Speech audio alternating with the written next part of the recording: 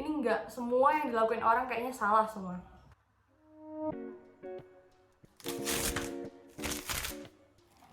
Assalamualaikum warahmatullahi wabarakatuh.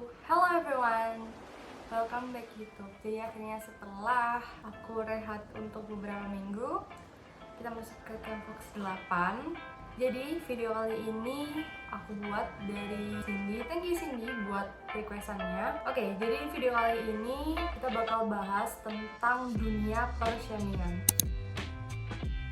Video ini nggak aku khususin untuk video body shaming.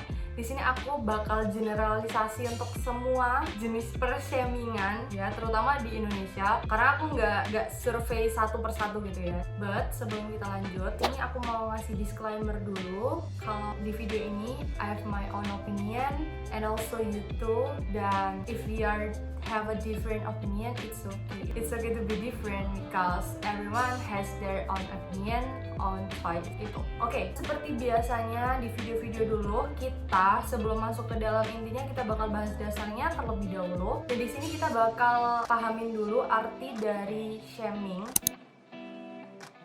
Jadi dari salah satu web yang udah aku buka, shaming adalah memberi komentar negatif terhadap orang lain yang bersifat merendahkan. Nah, shaming sendiri ini udah masuk ke kategori bullying verbal. Jadi di sini kita udah paham budaya shaming ini adalah budaya untuk mengomentari keadaan orang lain dan sifatnya ini merendahkan orang lain. Well, di sini aku bakal ngasih pesan-pesan untuk pihak pelaku maupun si korbannya juga.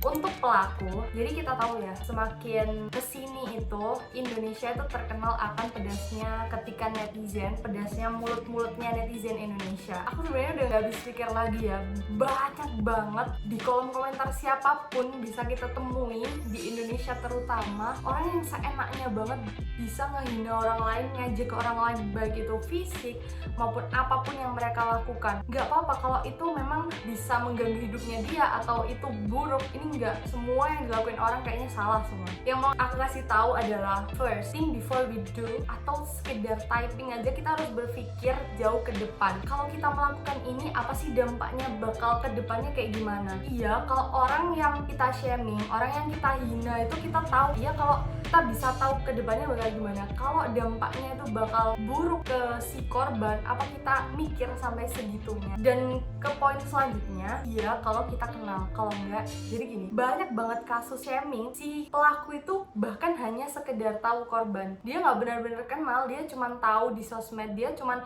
sekali dua kali scroll terus bisa ngetik sepedes itu di kolom komentar. Wow, sudah tidak berkata-kata lagi ya sampai sini. Poin selanjutnya adalah jejak digital. Gini ya teman-teman, ngapain sih kita pusing-pusing buat mikirin hidup orang lain yang belum tentu mereka juga ngerespon ke kita, buru-buru ngerespon ngeliat aja enggak gitu loh ya. Banyak kan sekarang selebgram yang akhirnya udahlah ngapain diurusin, lagian lebih banyak haters daripada fans gitu. Jadi ngapain gitu loh. Kadang memang kita nggak sadar bahwa kita bisa jadi salah satu pelaku shaming ini gitu. Nah, kasus shaming sendiri di Indonesia, khususnya body shaming. Contoh kasus di sini, menurut kepolisian tahun 2012 itu udah masuk 966 case, which is itu udah mau 1000, dan body shaming bisa sampai 1000 kasus gitu. Yang diselesain sekitar 300 berapa gitu guys.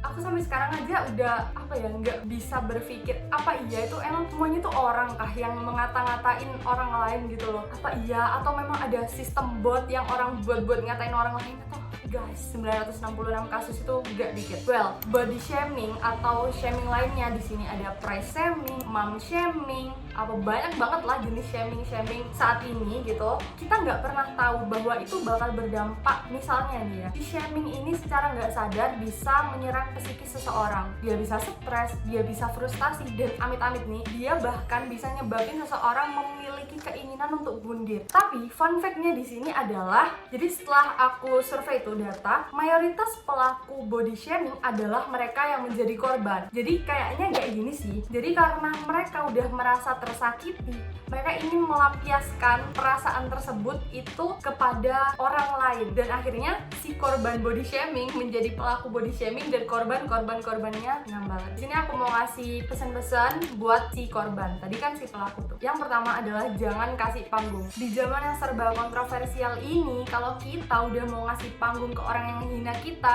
yang ngejek kita, tahu sendiri lah ya gimana. Sebisa mungkin kalau kita harus bisa tanggepin semua itu dengan senyuman. Aku tahu itu berat banget, gak cuma kalian, aku pun pernah menjadi korban. Dan ya, kalau kita tanggepinnya dengan sedih, kita down dan sebagainya, bukan dampak baik yang bakal kita dapat gitu. Kita malah merasa rendah terus, dan si pelaku ini telah makin menjadi-jadi, malah ketawa dengan sedihnya kita. Satu yang perlu kalian ingat adalah, guys, you are amazing, ya. Dan ya, kalau memang udah notok, udah mentok banget, gak kuat, udah gedek banget ya rasanya, udah, kita nggak usah dengerin, please jangan didengerin, dan matiin kolom komentar. Karena itu sekarang kolom komentar itu isinya wah serem-serem banget ya. Dan sibukin diri kalian dengan hal-hal yang positif, sibukin dengan kalian mengembangkan potensi, atau mungkin kalau kalian yang mempunyai target-target tertentu, selesaiin itu daripada kita ngurusin orang lain yang capek-capek ngurusin hidup kita juga, yang komentarin hidup kita. Oke? Di zaman yang sekarang itu susah banget, kita mau ngontrol orang itu susah banget ya. Ya bener sih, kita punya kebebasan masing-masing untuk bersuara, tapi kalau kebebasannya disalahgunakan sampai yang kayak gini, gimana dong? Tapi gini, catatan banget ya. Jadi selama yang kita lakuin itu baik, selama yang kita lakuin itu nggak merugikan orang lain, nggak merusak moral bangsa, kita nggak ngelakuin hal-hal yang memancing orang untuk ke dalam jurang gitu, udah berarti orang-orang yang ingin menghina kita, yang ingin menjatuhkan kita itu niatnya nggak baik gitu.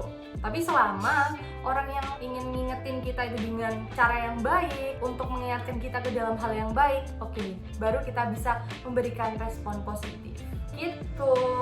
Jadi kesimpulan dari video ini adalah, teman-teman semua, kalau bisa ya harus sih sebenarnya kita bisa lah hindarin shaming-shamingan ini, dunia pershamingan, circle shaming-shamingan ini, please guys. Gak ada gunanya buat si pelaku maupun si korbannya juga. Malah si korban ini kita nggak ngerti bakal kayak gimana ke depannya respon dia untuk shaming-shamingan ini ya. Jadi jangan dilakuin gitu.